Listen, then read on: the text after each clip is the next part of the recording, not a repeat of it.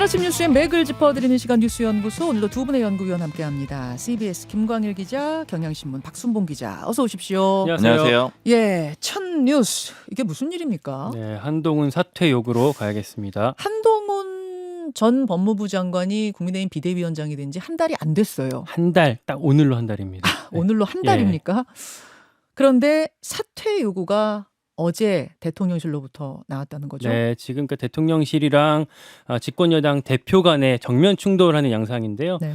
용산 대통령실이 한동훈 비대위원장한테 사퇴하라고 요구를 했대요. 이관섭 대통령 비서실장이 어제 한동훈 위원장이랑 윤재옥 원내대표를 만난 자리에서 그렇게 전했다고 합니다. 어제 오전 모처의 식당에서 세 사람이 만났다는 거죠? 네, 이게 채널A 등 언론 보도를 통해서 전해지고 있고요.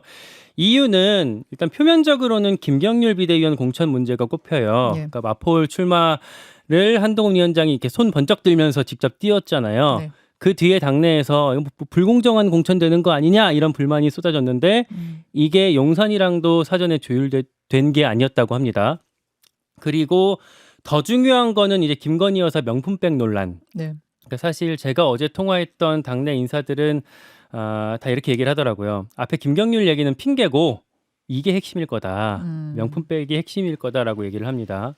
이게 뭐냐면 당 주류에서 몰카 공작이라고 가르마를 탔잖아요. 이미. 네. 근데 한동훈 위원장은 국민들이 걱정하실 만한 부분이 있었다. 뭐 국민 눈높이로 봐야 될 문제다라고 좀 미묘하게 다른 목소리를 냈고 예.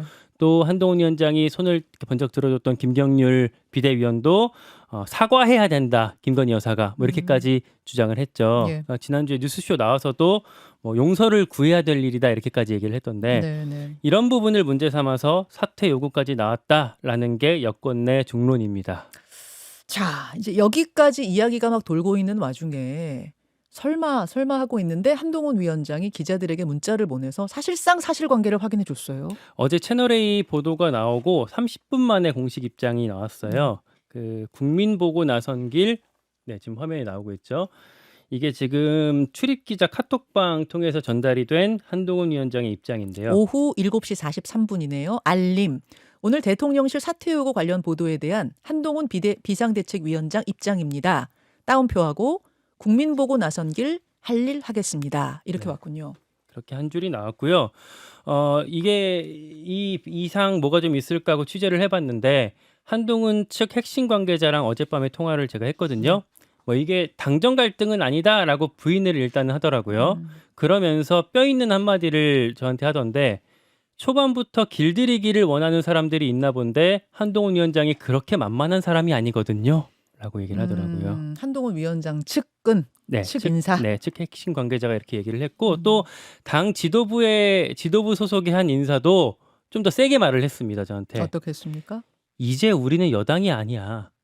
이번 총선은 대통령 심판 선거가 될 텐데 당정이 이렇게 분리되면 오히려 좋을 수도 있어. 그리고 뭐 벌써 댓글은 한동훈 만세다. 명분도 100% 한동훈한테 있다. 이렇게 좀 거친 반응까지 나왔습니다. 지금 이제 취재한 거는 한동훈 위원장 측근들 혹은 지도부 쪽 인사들의 반응인 거고 네. 대통령실 반응은요? 요거 이제 저희 정치부 기자가 전화로 확인을 했는데 갈등설 자체를 부인하지는 않았습니다. 네. 다만 비대위원장 거취 문제는 용산이 관여할 일이 아니다. 공정하고 투명한 시스템 공천에 대한 대통령의 강한 철학을 표현했을 뿐이다. 뭐 이렇게 좀 원론적인 얘기 같지만 요 말에 대해서 또 당에서는 용산이 한 발 물러선 것 같다. 이런 해석도 나왔습니다. 하지만 그거는 표면적인 것뿐이다. 상당히 갈등이 첨예하다란 이야기도 있어요. 네. 자, 박순봉 기자. 네. 박순봉 기자도 뭐 취재 레이더를 많이 돌려보신 걸로 아는데요. 어떤 부분 주목하셨습니까? 일단 첫 번째는 아까 김광일 기자가 얘기를 해줬지만 이게 지금 공정한 공천이라고 쓰고 김건희 여사 사과 문제로 읽을 수밖에 없는 그런 상황이잖아요. 그러니까 최근에 이제 여권 관계자한테 들었던 얘기가 좀 생각이 나는 게 기본적으로 윤석열 대통령 포함해가지고 여권 주류에서 김건희 여사 사과 문제에 대해서 어떻게 인식하고 있는지 요거부터 좀 봐야 되는데 예. 제가 그 문제를 이제 사과해야 되는 거 아니냐 이런 여론 많은데 어떻게 생각하느냐 이렇게 모 관계자한테 물어봤는데 이게 두 번 비슷한 답변을 들었거든요. 다른 어떤 사람한테. 답변이요? 뭐라고 하냐면 일단 첫 번째는 그럼 김건희 여사 문제가 오히려 반문을 하더라고요. 지지율에 이미 반영이 된 것 같으냐 안 된 것 같으냐 이렇게 물어보는 거예요. 그래서 반영이 돼 있다라고 하면 사과할 필요가 없는 것이고 만약에 반영이 돼 있지 않았다. 그러면 이제 사과를 검토해 보겠다 이렇게 넘어가는 거예요. 그러면 다시 넘어가 가지고 사과를 하면 지지율이 오르겠느냐 안 오르겠느냐 이렇게 물어보는 거예요. 예. 그래서 생각을 해보니까 뭐 오를 수도 있고 안 오를 수도 있을 것 같다 이렇게 얘기를 했더니 예, 예. 그럼 왜 사과를 해야 되느냐 이렇게 얘기를 하는 거예요. 아. 그러니까 이걸 기본적으로 인식이고 그다음에 예전에 대선 후보 당 시절에도 주류, 그러니까 말하자면 친윤계 그렇죠. 예 인식. 그리고 기본적으로 예전에 그 대선 후보 시절에도 한번 김건희 여사가 사과를 했던 적이 있었어요. 근데 이제 그때 당시에 뭐 금태섭 전 의원 포함해가지고 소위 김종인계라고 불리는 사람들이 네. 사과해야 된다라고 주장을 했었는데 네, 예. 그 이후에 결국 캠프를 다 떠났었거든요. 아. 근데 이제 어제 모 당 관계자가 하는 얘기는 그때 결론을 사과해봐야 도움 크게 안 된다. 그러니까 어느 정도 결론이 난 문제라는 거예요. 결론이 난 문제인데 이걸 한동훈 위원장이 다시 꺼내 들었다라고 이제 생각을 했기 때문에 이런 정도의 반응이 나오는 거고요. 그래서 이제 기본 인식은 이런 이제 갈등 관계가 있다라고 보면 될 것 같고 예.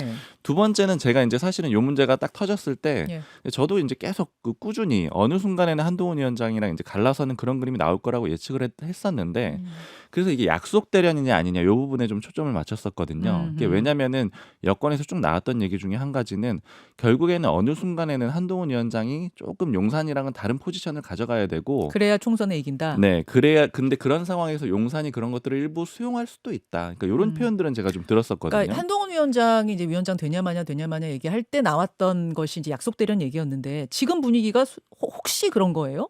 제가 근데 취재를 해보니까 전혀 전혀 그런 분위기가 아니죠. 아니에요. 제가 이게 취재한 바로도 전혀 그거 아닙니다. 네, 그래서 전혀 그런 가능성이 없고 사실 이제 뭐 가장 대표적으로 임기가 너무 많이 남아 있는 상황에서 예. 방식 자체가 너무 거칠다는 거예요. 그러니까 약속 대련이라고 하면은 보통 예를 들어서 뭐 한동훈 위원장이 한번 연락을 드렸는데 오랜만에 드렸습니다 이렇게 나오고 용산에서 이제 부른 다음에 뭐 고민을 많이 하셨지만 뭐 수용을 하시기로 했습니다. 이런 그림이어야 되는데 어제 저 입장문에 대해서 당 관계자가 딱 이렇게 표현을 하더라고. 이거는 몹시 불쾌합니다. 저는 사퇴를 거부합니다. 딱 이 표현이라는 거예요. 네. 그러니까 이거는 이제 결국 한판 붙자라는 그런 네. 표현이 되는 거고 루비콘 강을 넘어갔다. 이제 이렇게 된 겁니다. 예.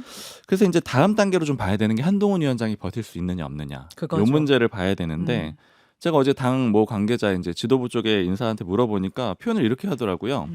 소현세자처럼은 안 될 겁니다. 딱 이렇게 얘기하는 거예요. 무슨 말이에요? 소현세자가 누구냐면은 인조 때 그 병자호란때 청나라에 끌려갔다가 이제 청나라의 문물을 좀 보고 이제 돌아와가지고 뭐 나라의 개혁을 좀 주장을 했는데 결과적으로는 아마 이제 그 독극물에 의해서 이제 사망한 걸로 추정이 되는. 그러니까 예, 그게 뭐 예. 딱 나와 있지는 않은데 예. 그렇게 되는 인물인데 예. 이렇게는 안 될 거다 이렇게 딱 얘기를 하더라고요. 그러니까 딱 이 표현을 왜 썼지 생각을 해보니까 한동훈 위원장이 처음에 네.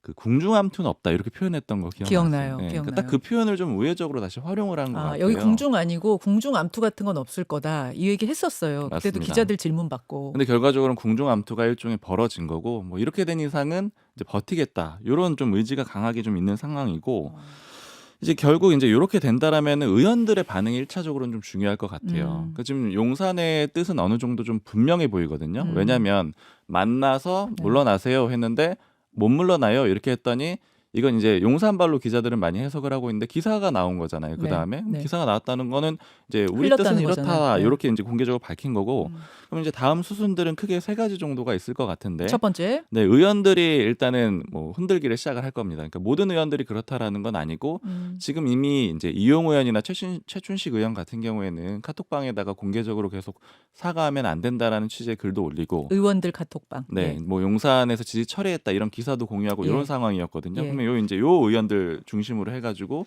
일단 흔들기가 시작이 될 거예요. 의총 열고 거기서 이제 뭐 손들고서 의견 낸다든지 이런 방법이요. 맞습니다. 네. 오늘 당장 경북 의원들 모임 있길래 혹시나 해서 한번 알아봤는데 그건 아니었다 그래요. 그러니까 그런 상황은 아니고. 그리고 이제 두 번째는 이제 뭐 두 번째, 세 번째 가능성은 뭐 비대위원들이 줄 사퇴를 한다거나 아니면 이제 윤리위가 가동된다거나. 그러니까 예전에 전직 당 대표들이 물러났던 그런 방향들 중에 뭐 한 가지들이 이제 선택이 되지 않겠느냐 이렇게 좀 예를 추정을 들면 할 수가 있어요. 이거는 불공정 사천 시도 아니냐 뭐 이런 식으로 해서 윤리위로 보낸다든지 이런 방법. 네. 근데 제가 이제 어제 정말 이거를 당 사람들이랑 여러 명이랑 얘기를 많이 했는데 왜냐면 워낙 관심들이 많았잖아요. 그래서 맞아요. 얘기들을 많이 했는데 하는 얘기들은 일단은 한동훈 위원장 쪽에 여론이 조금 있는 것은 분명해 보여요. 왜냐면 지금 상황에서 간다라고 하면은 너무 어렵지 않겠느냐. 이제 물론 근데 걱정하는 의원들은 근데 이게 예전에 유승민 전 원내대표 사례를 얘기하더라고요. 그때가 딱 임기 절반이었대요. 2년 6개월 지나서 2년 7개월째 날아갔는데 유승민 원내대표에 대해서 처음에는 여론이 좋았거든요. 아까 의원들도. 박근혜 대통령 당시에 네, 맞아요. 뭐 박근혜 레이저 정부 맞고 때는. 할 때 그때. 예. 맞습니다. 근데 못 버텼다라는 거죠. 근데 지금은 임기가 2년도 안 된 상황이잖아요. 그러니까 결국에는 버티기가 좀 어려울 거다 이런 얘기들도 하고 그다음에 일부 아주 긍정적으로 얘기하는 사람들은 이게 이유가 어찌 됐던 간에 그러니까 의도를 했든 의도를 하지 않았든 간에 분리 전략이 나오기 시작을 한 것 같다. 결과적으로는. 그래서 이번 총선은 모 관계자가 표현을 하기로는 어쨌든 한동훈은 더 이상 윤석열의 거수기가 아니다. 즉 윤석열 대통령의 낮은 지지율은 우리 당 지지율에 반영이 안 될 거다. 이런 표현을 하는데 그것의 전제는 근데 한동훈 비대위원장이 계속 버텨서 맞습니다. 당을 끌고 간다라는 게 전제인데 맞습니다. 지금 분위기는 대통령실이 찐으로 화가 났다. 이거잖아요. 김광일 네. 기자. 그렇죠? 그리고- 과연 버티겠는가? 이제 의원들의 이제 대부분 의원들의 기대는 사실은 어느 정도 긴장 관계는 가면서 어쨌든 한동훈 위원장이 버티고 대통령이 어느 정도 여지를 주는 게 어쨌든 의원들이 원하는 바인 것 같고 그러다 보니 이런 얘기들을 하더라고요. 대통령이 경로했다가도 또 금세 풀어지는 스타일이야.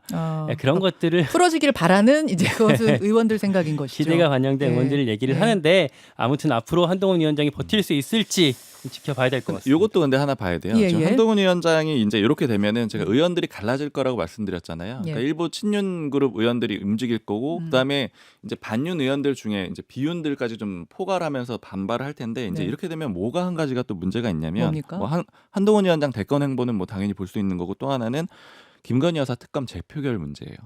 만약에 이게 당이 확실하게 쪼개져 버리면은 한동훈 위원장한테는 그 카드가 한 가지가 생길 수가 있습니다. 지금 대통령이 거부권 행사에서 다시 국회로 넘어간 상태고 언제든 재표결이 열릴 거예요. 열리게 돼 있어요.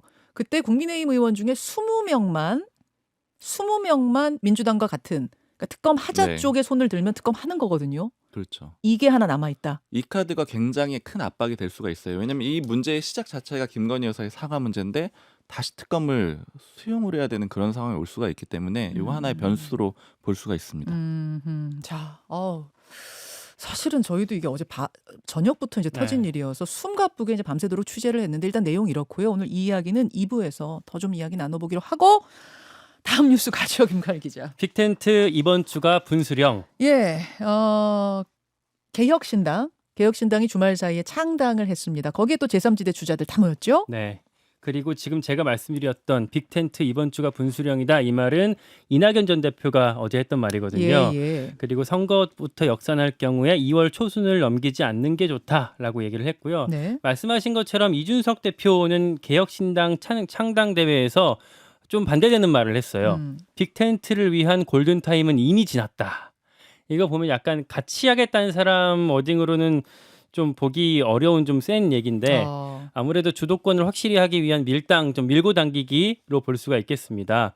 취재를 좀 해보니까 최근에 요 제3지대의 흐름은 이렇게 좀 당장 빅텐트를 하기보다는 양쪽 그 두 덩어리로 뭉치는 양상이라고 하더라고요. 일단은 이준석, 금태섭, 양양자 쪽이 한 켠에 있고 네. 그 반대편에 이낙연, 미래대연합 이쪽이 이렇게 두 뭉태기로 나눠지는 느낌인데 네. 왜냐하면 이게 이준석 전 대표가 이낙연 전 대표 쪽에다가 인천 계양을 출마하라 뭐 대선 때까지 같이 할지 서약하라 뭐 이런 어떤 숙제들을 내주고 있잖아요. 이걸 또 반대쪽에서는 되게 불쾌해한대요. 그래서 일단 우리는 우리대로 버스 출발할 수 있다 이런 식으로 얘기를 하고 있고요. 이렇게 좀 빅텐트가 좀 지지부진해지면서 양당 인사들이 합류하는 것들은 좀 잘 안 되고 있거든요. 물론 그 양당이 공천을 좀 늦게 하는 것도 있긴 하겠지만 관련해서 제가 지금 탈당을 고심하고 있다는 한 국민의힘 의원 얘기를 직접 들어봤는데 어제 뭐라고 합니까? 이렇게 얘기를 하더라고요. 신당으로 간다는 건 내가 정말 그 뭐랄까 기회들을 다 버리고 소신을 지키겠다라고 가는 걸 의미를 하는 건데 그러려면 명분을 좀 줘야 되지 않겠냐 신당 쪽에서. 근데 지금 뭐 대통령한테 이준석 전 대표가 탄압받은 것만 강조하고 민생 얘기를 워낙에 안 하고 있지 않느냐. 그러다 보니 갈 수 있는 명분 자체가 좀 지금은 주어지지 않고 있다. 그런 어떤 사실 정책 발표를 계속 하고 있긴 한데 이거보다 더 강한 명분이 필요하다 뭐 그런 건가요? 네, 그런 취지의 얘기들을 같이 하더라고요. 알겠습니다. 여기까지만 일단 볼까요? 야, 뉴스가 넘치는 아침이네요. 두 분 수고하셨습니다. 고맙습니다. 김현정의 뉴스쇼는 시청자 여러분의 참여를 기다립니다. 구독과 좋아요, 댓글 잊지 않으셨죠? 알림 설정을 해두시면 평일 아침 7시 20분 실시간 라이브도 참여하실 수 있습니다.